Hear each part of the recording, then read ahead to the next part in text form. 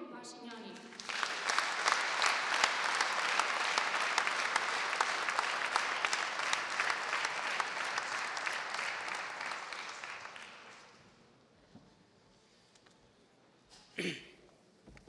Շնորհակալություն Ելք դաշինքի համաժողովի հարգելի պատվիրակներ, սիրելի հյուրեր, լրագրողներ, առաջին անգամ է, երբ Ելք դաշինքը ձևավորած ուժերը Լուսավոր Հայաստան կուսակցությունը, Հանրապետություն կուսակցությունը, Քաղաքացիական պայմանագիր կուսակցությունը համատեղ այսպիսի մասշտաբային միջոցառում են կազմակերպում եւ ես կարծում եմ, որ սա լավ առիթ է ի վերջո, որ մենք բուռն ծափերով ողջունենք իրար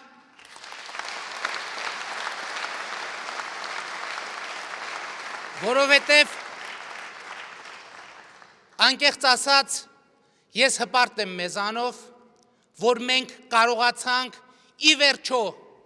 ի հեճուկս բոլոր տարաձայնությունների, ի հեճուկս բոլոր բարդությունների եւ ի հեճուկս բոլոր կանխատեսումների այսօր կանգնել իրար կողքի հանուն Հայաստանի Հանրապետության, ես հպարտ եմ Լուսավոր Հայաստան կուսակցությամբ, ես հպարտ եմ Հանրապետություն կուսակցությամբ, ես հպարտ եմ Քաղաքացիական պայմանագիր կուսակցությամբ,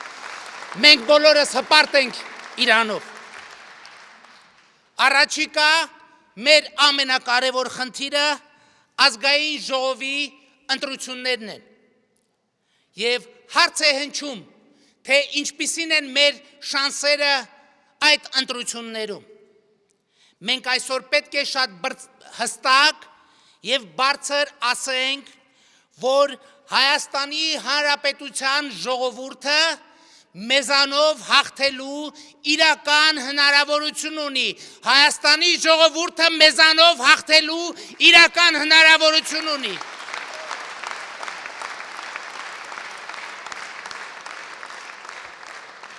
Մենք Հայաստանի Հանրապետությունում 100 հազարավոր կողմնակիցներ ունենք եւ դուք բոլորդ գիտեք այդ մասին։ Մենք համախոհներ ունենք Երևանի, Վանաձորի, Գյումրիի, Կապանի, Հրազդանի, ամեն շենքում, ամեն փողոցում, ամեն թաղում։ Մենք համախոհներ ունենք, բազմաթիվ համախոհներ Հայաստանի Հանրապետության ցանկացած բնակավայրում, ամենահեռավոր գյուղերում, Ագարակից սկսած մինչև Բագրատաշեն, Սոտքից սկսած մինչև Բավրա։ Եվ մեր խնդիրն է, որ մենք մեր համախոհներին,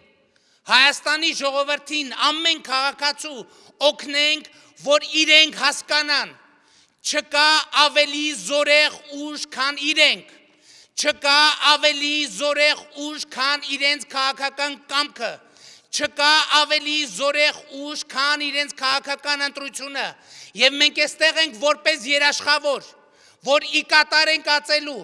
Հայաստանի Հանրապետության քաղաքացիների կայացրած այն որոշումը, որով նրանք կընտրեն ընտրությունը, փոփոխությունը, հաղթանակը, ընտրությունը, փոփոխությունը, հաղթանակը։ Եկել է ժամանակը Հայաստանի Հանրապետության քաղաքացիներին ցույց տալու, որ եկել է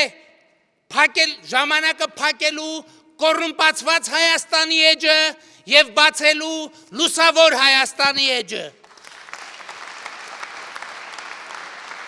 Եկել է ժամանակը փակելու խնամի ծանոթ բարեկամով Հայաստանի էջը եւ բացելու քաղաքացիական Հայաստանի էջը։ Եկել է ժամանակը փակելու խմբապետական Հայաստանի էջը եւ բացելու Հայաստանի Հանրապետության էջը, որտեղ ամեն ոք իրեն լիարժեք քաղաքացի եւ բաժնետեր է զգում իր հայրենիքի։ Մենք 100 հազարավոր համախոհներ ունենք Սփյուռքում, որոնք սպասում են այն փոփոխություններին, որ ինչպես ժամանակին թողել հեռացել են Հայաստանից, այո, նաև բոյկոտելով այն ամեն ինչ կատարվում է, բայց մենք մնացել ենք ոչ թե նրա համար, որ համակերպվենք այս ամեն ինչի հետ։ Մենք մնացել ենք, որպեսի պատրաստենք նրանց վերադարձի ճանապարհը։ Մենք պետք է ստեղծենք հենց այսօր այնպիսի Հայաստան, որտեղ վերադառնում են եւ ոչ թե որտեղից փախնում են։ Բայց այսօր ինչ է կատարվում Հայաստանում։ Մարդիկ, ովքեր պատրաստ են գալ փողոց առ փողոց, տուն առ տուն, գյուղ առ գյուղ շենացնել, ամեն օր, ամեն կառավարության փոփոխության հետ սպասում են իրենց հնարավորությունների իրացման դաշտի ստեղծվելու։ Եվ պատկերացրեք, ստեղծվում է մի իրավիճակ եւ նշանակվում է նոր կառավարություն, որի ղեկավարը ակնհայտորեն եւ բոլոր սոցիոլոգիական հարցումներով ունենալով գրեթե կրկնակի հարային աջակցություն, քան Սերժ Սարգսյանը, չի կարողանում 6 ամսվա լուծել մի պրիմիտիվ հարց, որ կարողանա այնպես անել, որ մարդիկ հնարավորություն ունենան բանան ներկրելու, կոտրելու բանանի մենաշնորհը։ Հայաստանի Հանրապետության կառավարությունը 6 ամսվա մեջ 5.5 ամիս ասել է, որ ինքը կոտրելու է բանանի մենաշնորհը ու չի կարողանում։ Եվ ես հիմա հասկանում եմ, մենք բոլորը սխալվել ենք, երբ որ մտածում ենք, որ բանանի մենաշնորհը Միրան Պողոսյանինն է, որովհետև Միրան Պողոսյանը վաղուց պաշտոնյա չէ։ Մենք ընդհանրապես սխալվում ենք մտածելով, որ Հայաստանում նույն Սամվել Ալեքսանյանը M1 մենաշնորհ ունի։ Հայաստանում բանանի, շաքարի, բենզինի, ամեն ինչի մենաշնորհը մի մարդու է, դա Սերժ Սարգսյանն է։ Եվ ինքը ամեն անգամ այս ընտրությունները կազմակերպում է մի նպատակով՝ բանան կրելու իր իրավունքը անձեռնմխելու պահելու համար։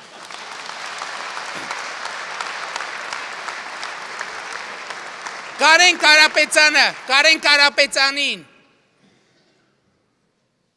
4 ամիս, 5 ամիս կամ կառավարությանը չի հաջողվում կոտրել բանանի մենաշնորհը, ելք դաշինքին դրա համար անհրաժեշտ է ելնելու 47 րոպե, ընդամենը 47 րոպե, եւ մենք երաշխավորում ենք դա։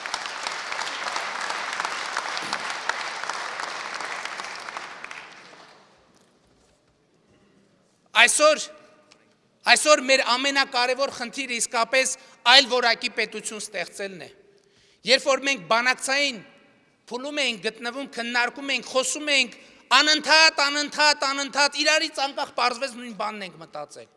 որ այս իշխանության ամենամեծ պրոբլեմն այն է, որ նա Հայաստանի քաղաքացուն եւ հայ ժողովրդին զրկել է երազանքից։ Եվ մենք պետք է մեր համատեղ կոնսենսուսը, մեր համատեղ գործունեությունը հայ ժողովրդի երազանքը վերականգնելը եւ այդ երազանքի նկատմամբ հավատ ներշնչելն է։ Շատերն ասում են, ինչպիսին է ձեր պատկերացրած պետությունը։ Մեր պատկերացրած պետությունը այսպիսին է, դա մի պետություն է, որ արթնանում է ոչ թե ժամը 8:30-ին, այլ արթնանում է ժամը 6-ին, որտեղ իրենց վարորդների նման կոկիկ եւ մաքուր ավտոբուսները, տրոլեյբուսները, մետրոպոլիտենի շարասյուները 100 հազարավոր բանվորների, աշխատողների տանում են իրենց աշխատանքի վայրերը, որտեղ նրանք արտադրանք են ստեղծում եւ ոչ թե թուրքական ապրանքների սպառմամբ եւ իրացմամբ են զբաղված։ Սա մի երկիր է, որը կարողանում է ունենալ այդպիսի արդյունաբերություն, բարձր տեխնոլոգիական ռազմարդյունաբերություն, որը պատրաստ է պաշտպանել ինքն իրեն, անկախ նրանից հյուսիսում, հարավում, արևմուտքում թե արևելքում ինչ կորոշեն։ Եվ այսօր ես չեմ հավատում բացարձակապես այն իշխանությանը, այն էլիտային, որը խոսում է, թե Ղարաբաղի հարցի հայանպաստ լուծում է բերելու եւ ամեն տարի 100 հազարներով դատարկում է Հայաստանը մարդկանց ստիպելով հեռանալ Հայաստանից։ Նրանք Հայաստանը տանում են կապիտուլյացիայի եւ մենք նրանց պետք է կանգնեցնենք այսօր, հիմա։ Ես չեմ հավատում փոխզիջումների մասին են խոսակցություններին, որոնք հաշվի չեն առնում մի բան։ Ադրբեջանը 7 միլիարդի զենք է առել, որ փոխզիջման գնա։ Իհարկե ոչ։ Մենք պետք է ստեղծենք այնպիսի երկիր,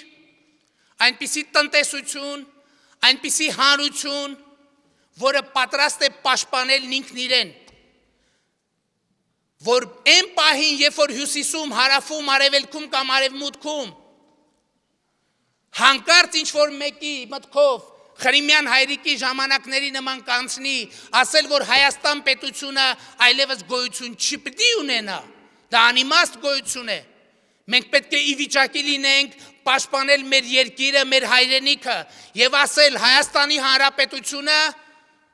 պետք է գոյություն ունենա հավիտյան,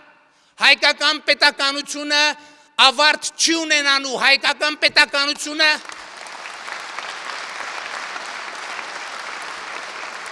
Հայկական պետականությունը ունենալու է միայն վերելք եւ զարգացում։ Մենք երազում ենք մի պետության մասին, որտեղ յուրաքանչյուր քաղաքացի ամիսը 2 անգամ առնվազն թատրոն կամ համերգ է գնում։ Մենք երազում ենք մի պետության մասին, որտեղ կրթությունը անդադար process է, որովհետև կրթությունը միայն քարտեզի վրա Ավստրալիան կամ Հյուսիսային Ամերիկան ցույց տալը չէ։ Կամ իմանալը որն է Բրազիլիայի մայրաքաղաքը, կրթությունը կյանքի, պետության, հանրության, կազմակերպման նոր ու արդյունավետ մեթոդների անընդհատ փնտրտուքն է։ Եվ արդեն մոտավորապես 20 տարի մենք այլևս նոր արդյունավետ մեթոդ չենք փնտրում, որովհետև Սերժ Սարգսյանը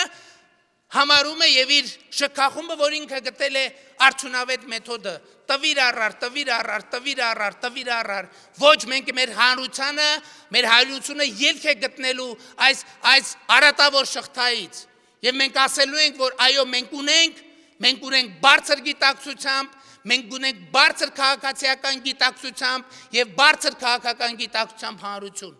Հայաստանի Հանրապետության քաղաքացին պետք է գիտակցի իր ուժը եւ մեր մեծագույն առաքելությունն է Հայաստանի Հանրապետության քաղաքացուն ներշնչել վստահություն, որ նա հավատա իր երազանքին, որ նա վստահի,